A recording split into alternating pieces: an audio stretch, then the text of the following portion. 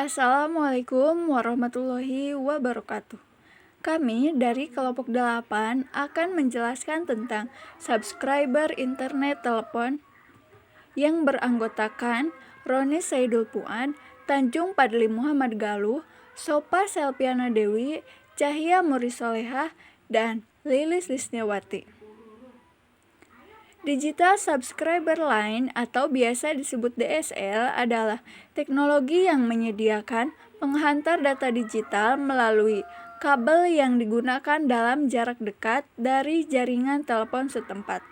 Biasanya, kecepatan download dari DSL berkisar dari 128 kilobit per second sampai 24.000 kilobyte per second, tergantung dari teknologi DSL tersebut. Kecepatan upload DSL lebih rendah dari download untuk ADSL dan sama cepat untuk SDSL. Konsep dasar dari ADSL adalah untuk membebani, mengirim, atau menerima sinyal-sinyal digital pada jalur kabel tembaga pada pita frekuensi yang berbeda dengan yang digunakan untuk pelayanan telepon. Hal ini memungkinkan ADSL untuk ditransmisikan, baik melalui jalur telepon reguler atau kadang disebut sebagai pelayanan telepon model kuno POTS, maupun melalui pelayanan ISDN digital. Komunikasi suara tradisional dengan telepon hanya menggunakan frekuensi sampai 4 kHz. ISDN menggunakan porsi spektrum sampai 70 kHz.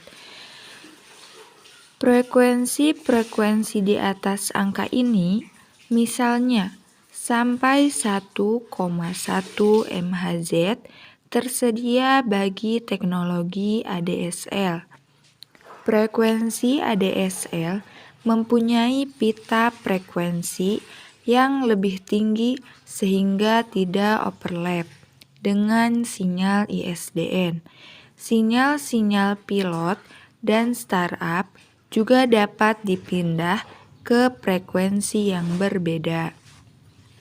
Digital Subscriber Line yang disingkat DSL bekerja menggunakan kabel telepon standar yang terbuat dari tembaga.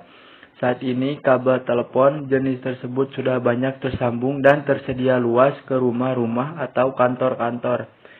Teknologi DSL ini membawa kedua sinyal analog serta digital pada satu kabel sinyal digital untuk komunikasi data. Sementara sinyal analog untuk suara seperti halnya yang digunakan telepon masa kini atau disebut sebagai Plan Out Telepon System yang disingkat POTS. Tipe-tipe Digital Subscribe Line. Yang pertama ada Asymmetric DSL, yang kedua ada Symmetric DSL, yang ketiga ada Symmetric High Speed Digital Subscribe Line, yang keempat ada Integrated Service Digital Network DSL, yang kelima ada Very High Data Rate DSL, yang keenam ada High Data Rate DSL. Kelebihan dan kekurangan DSL.